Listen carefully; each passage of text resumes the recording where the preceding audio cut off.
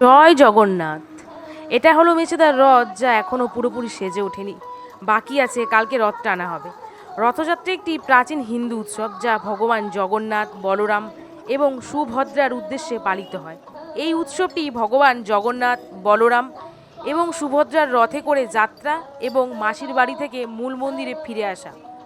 ভক্তরা বিশ্বাস করেন রথের রশি ধরলে অশেষ পুণ্য লাভ হয়। তো 15 বছর ধরে আমাদের মেছেতে রথযাত্রা উৎসব পালিত হচ্ছে। তো ইস্কন মন্দিরের পাশের মাঠে রথযাত্রা উপলক্ষে মেলা বসে। তা এই বছরও তার ব্যতিক্রম হয়নি। দোকান সব প্রায় রেডি হয়ে গিয়েছে। এখানে ছোট বাচ্চা থেকে বড়দের জামা কাপড়ের দোকান রয়েছে।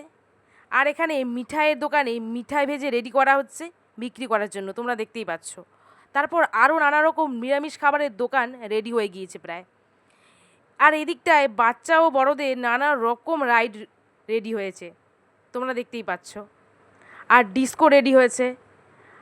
আর নানা রকম মেয়েদের কানের দুল, প্রয়োজনীয় জিনিসপত্র, বিভিন্ন রকম দোকানদানি বসে গিয়েছে। তাই মেছেদা ইস্কনের রথযাত্রা ও মেলাতে সবাইকে রইল সাদর আমন্ত্রণ। জয় জগন্নাথ।